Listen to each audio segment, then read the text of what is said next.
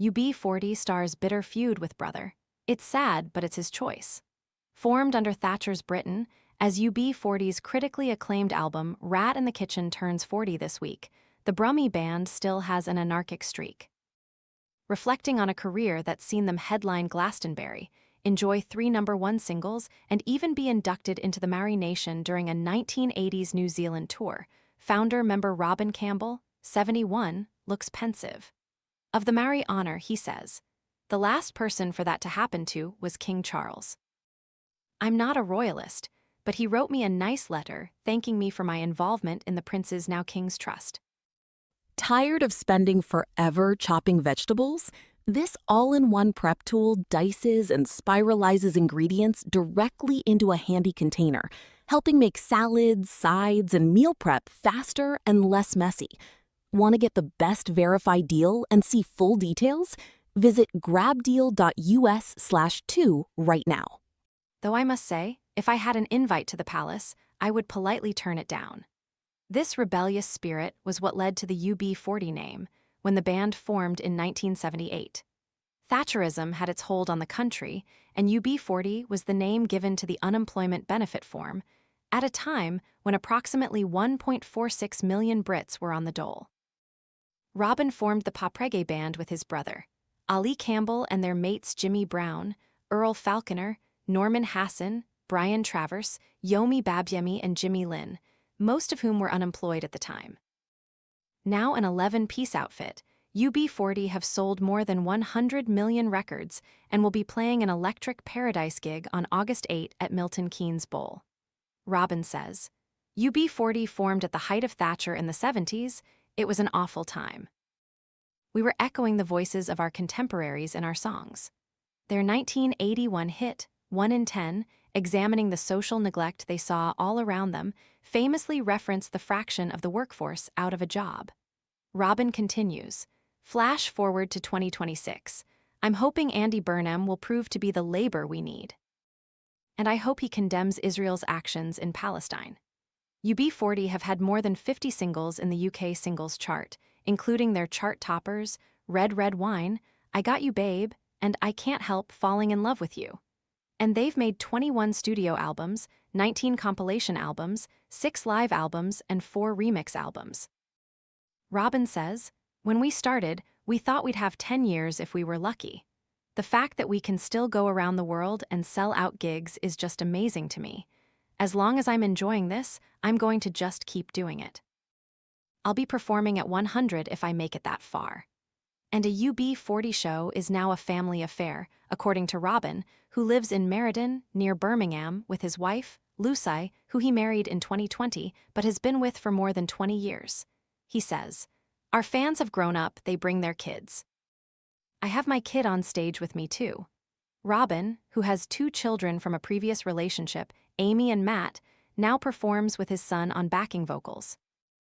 As well as him and Matt, the band now includes founder members Jimmy Brown, Earl Falconer, Norman Lamont Hassan, plus newcomers Matt Doyle, Martin Meredith, Lawrence Perry, Ian Thompson, Jard Gordon, and Gilly G. Clearly proud of the Rat in the Kitchen album, which reached number 8 in the UK albums chart. It included the track Sing Our Own Song, written by Robin as a direct protest against the apartheid regime in South Africa.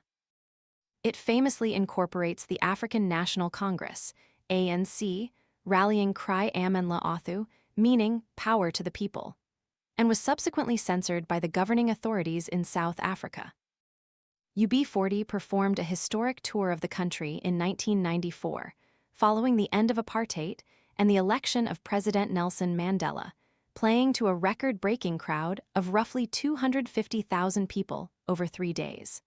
Robin says, perhaps the biggest highlight of my whole career for me was playing South Africa after apartheid. We had observed the cultural boycott. We made anti-apartheid songs, and then when Mandela was released, he invited us to perform. I still get goosebumps thinking about it. We still hold the live record in South Africa. They were singing all the songs that had been banned. But it's not been plain sailing for UB40. In 2008, Robin's brother Ali quit the band, blaming the acrimonious split after 30 years on a row about time off. Their third brother, Duncan, replaced him. Then Ali's rival touring group, UB40 featuring Ali, Astro, and Mickey, led to a public family estrangement and high court name disputes. Fortunately, a practical working agreement was reached. But Robin and Ali still don't speak. Robin says, "It's sad, but it's his choice." And that's not the only storm the band has weathered. In 1999, UB40 had to stop a gig in Northern Ireland after an attempted assassination. Robin says, "There was a shooting that was quite frightening. A loyalist terrorist was shot in the head." But it certainly shook us all up. Earlier, in the late 80s, the band also survived a near plane crash while flying from Germany to the UK. Robin says, "Over the channel, everything fell silent. All the engines stopped working, they'd frozen. It was probably the most frightened I've ever been. Everyone on board shook hands and prepared to die." But as a band, you have to catch so many flights, you just can't be afraid. Later in Hawaii, a pilot took us on a helicopter fun ride which scared the life out of us too, under waterfalls. The next week he crashed and killed everyone on board, so there's 2 lucky escapes for you. In 1983, UB40 headlined Glastonbury when tickets cost just £12. Regulars on the festival scene to this day, Robin says he and the rest of the band still love making music. And he is careful to take a leaf out of the book of his musical heroes by keeping his feet firmly on the ground.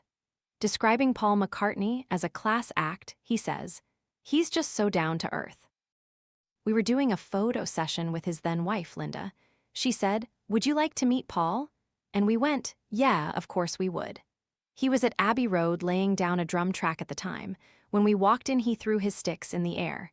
He turns up to our shows unannounced. When we played Wembley, the security guy used to come in and say, Paul McCartney's out the back and he wants to know if he can come in." After I'd met him the first time, he sent me a cassette with some music on and a little letter with it saying, "I hear you are going on tour. I just thought I'd send you some music to listen to that I'm working on at the moment while you're away." I love the man, he's a class act. But for true inspiration, he looks to Stevie Wonder. He says, "I've met him several times now and he's always been delightful." Stevie Wonder is as important to music as Beethoven or Mozart.